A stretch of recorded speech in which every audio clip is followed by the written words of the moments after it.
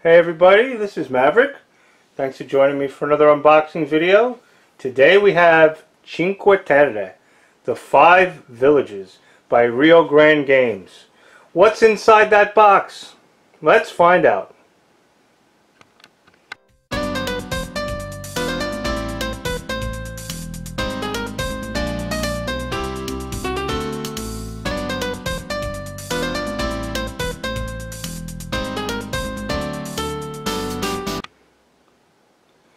So today we have a game called Cinque Terre, and I think I would probably be the only reviewer, or in this case, well, I guess you could call this a review of some of sorts of the contents, that actually pronounces the name correctly. And the reason for that is my dad was actually born in one of these 5 villages, and I have been there many times myself. So that's how it's pronounced. And now we'll get into the game. This is a worker placement game. It's not quite as heavy as Caverna or Agricola.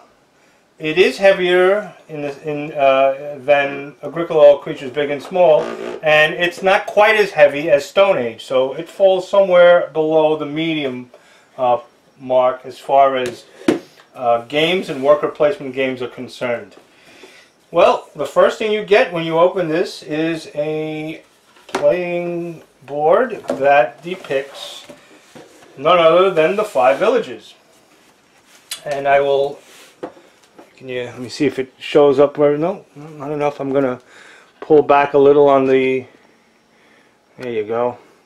And what do we have? We have 5 villages in Italy, and they are Rio Maggiore, which is exactly where my dad was born. And we have Manarola, Cornelia, Vernazza, and Monterosso. These are the 5 villages that make up the Cinque Terre, which is a very popular it's a very popular place for tourists to visit. It is in Italy, and this game is all about bringing products from one town to the other. Each person will get one of these very sturdy, well-made boards that will show the different cargoes that you're going to be collecting and carrying. And those cargoes are as follows. Let me get the deck of cards. Here's the deck of cards.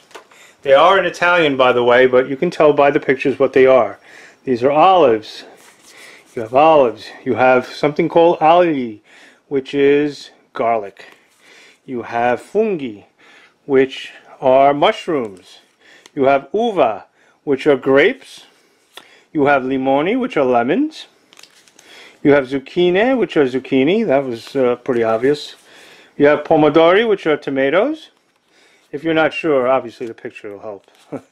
And you have arance, which are oranges. And at the end, you have other cards, which I'm not really sure what they are, but once you play the game, I'm sure it'll describe them to you.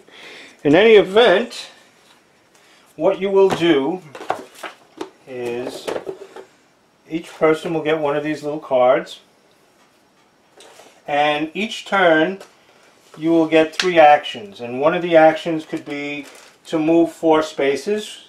You take one of your little carts. These are the carts that you get. By the way, I have to say, the quality of these carts, they're made of wood, by the way, and these dice are incredible. Incredible. I've never seen dice as nice looking as these, to be honest. The edges are beveled. Let me see if I can get a close-up of this. Nice colors. They really went out of their way to make them look nice. They're not cheap. They're a little on the larger side. And these are the little carts made out of wood. Wow, these are really nice. I am super impressed with the quality.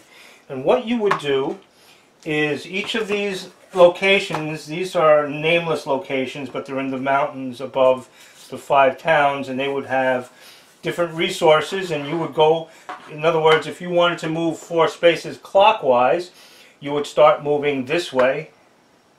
Clockwise is this way. Hello. you would start moving this way and move from one town to the other, picking up whatever resources are here and dropping off whatever resources are required here, and so on and so forth. And as you go along, you'll fill out your cards with each city with the different products that you brought into that city. And I believe, if I don't know for sure, but I think the first person that fills in a whole row wins. These are, like I said, they're very high quality components. I mean, these dice are great. The carts are great. The cards are not quite up to the same quality as some other cards are. They're not that same thick stock. They're a little bit smoother and thinner. This definitely is one to sleeve as soon as you open. That way you can keep the quality forever. So anyway, for each turn you would draw. You have 3 actions. You can move up to 4 spaces. You can draw a produce card. You can harvest produce. You could sell produce at another villager, and that's you can perform 3 of those actions per turn. Other than that, we also have a nice little burlap sack, which I'm guessing would hold, let's see, for the dice. A little dice bag, a little burlap sack to keep with the consistency of the theme of the game, you know, dealing with produce. And wow, once again, I have to say wow, these are the little squares that represent your different produce.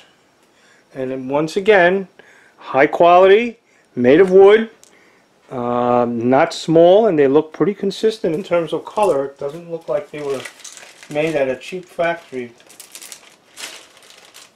So these are very well made. Not too many things to punch out except for right, you would also score points by getting, at the end of the game, by getting different prizes, like the most popular vendor.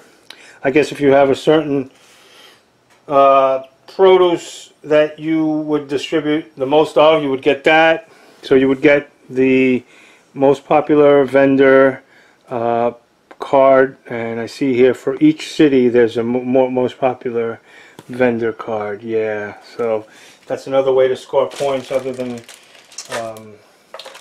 distributing the different produce.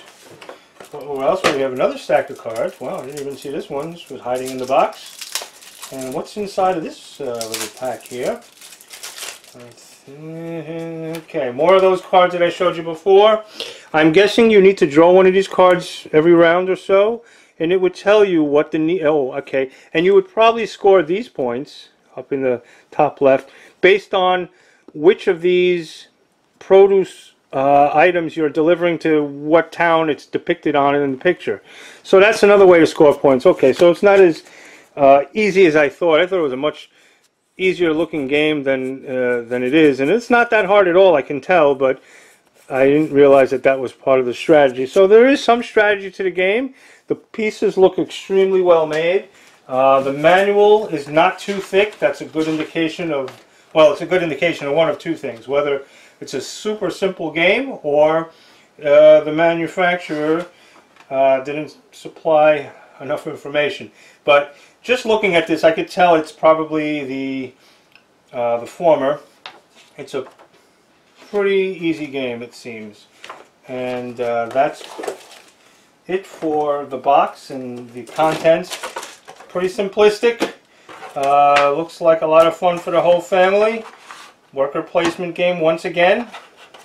And that is the end of the unboxing video, as there's nothing else in this box to show you. Looks good. I hope it plays as good. And as always, thank you for joining me, and have a great day playing games.